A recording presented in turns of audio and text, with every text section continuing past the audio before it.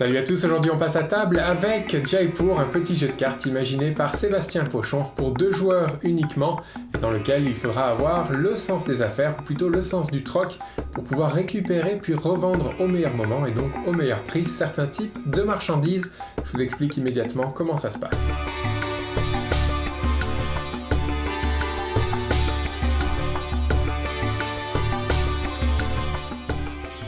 Nous voici au cœur de la cité indienne Jaipur et plus précisément sur la place du marché où 2 commerçants se disputent l'insigne honneur d'être le marchand attitré du Maharaja.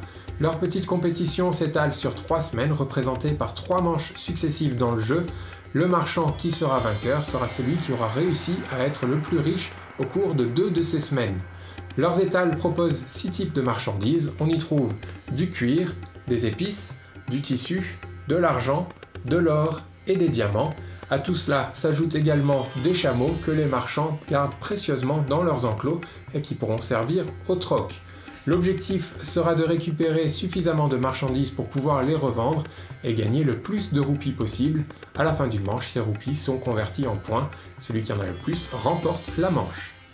Avant de commencer la partie, 5 cartes seront piochées pour constituer un marché entre les 2 joueurs. Chacun recevra également une main initiale de 5 cartes et tous les chameaux reçus, que ce soit lors de cette main initiale ou durant le reste de la partie, sont à poser face visible devant soi dans un enclos imaginaire. Ces chameaux serviront lors du troc. À tour de rôle, chaque joueur décidera s'il souhaite récupérer de nouvelles marchandises au marché ou vendre quelques marchandises qu'il aurait déjà dans sa main. Voyons déjà comment récupérer les marchandises du marché. 3 options s'offrent aux joueurs. La première est de récupérer autant de marchandises qu'il le souhaite dans le marché, à condition toutefois de remplacer chaque carte par une autre venue aussi bien de sa main que de son enclos. Il peut par exemple échanger ses 4 cartes du marché avec 3 autres de sa main, complétées par un chameau sorti de son enclos. Dans tous les cas, il lui faut obligatoirement remplacer les marchandises prises par des marchandises différentes. La seconde option consiste à ne prendre qu'une seule marchandise au marché. Dans ce cas, le joueur garde ses cartes et remplace celle qu'il vient de prendre par une autre tirée dans la pioche. Il ne sait donc pas ce qui sortira et par conséquent ce que son adversaire sera éventuellement capable de prendre au tour suivant. Enfin, le joueur peut décider de ne pas prendre de marchandises ce tour-ci, mais plutôt de récupérer les chameaux. Là, il lui faudra prendre tous les chameaux du marché avant de les remplacer par des cartes de la pioche.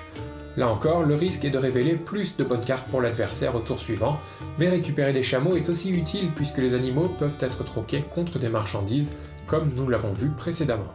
Lorsqu'un joueur est satisfait des marchandises qu'il possède, c'est le moment pour lui de vendre. Du coup, au lieu de récupérer de nouvelles cartes durant son tour, ce joueur pourra vendre une partie ou même la totalité des cartes qu'il a entre les mains.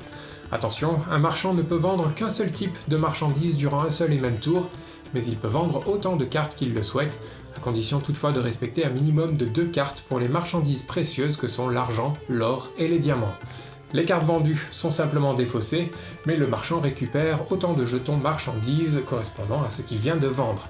Par exemple, en vendant 4 cartes épices, le marchand récupère les 4 premiers jetons de la section épices, ce qui lui accorde 5, 3, 3 et 2, un total de 13 roupies, donc un total de 13 points pour cette vente. Notez que les jetons sont tous rangés par ordre décroissant, ce qui signifie que les marchandises perdent de leur valeur au fil de la partie.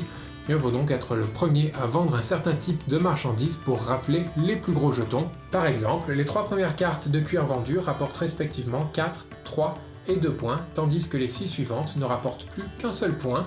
Du côté des marchandises précieuses, les 2 premières cartes de diamants que l'on réussira à vendre rapporteront 7 points chacune, les 3 suivantes ne rapporteront plus que 5 points.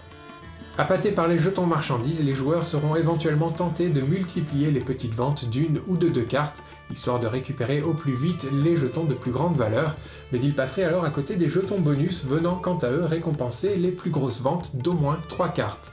Ces jetons permettent de récupérer des points, mais on ne connaîtra la valeur de ces points qu'en toute fin de partie. Une vente de 3 cartes permettra à un joueur de récupérer un jeton de cette pile et il obtiendra en fin de manche 1, 2 ou 3 points supplémentaires.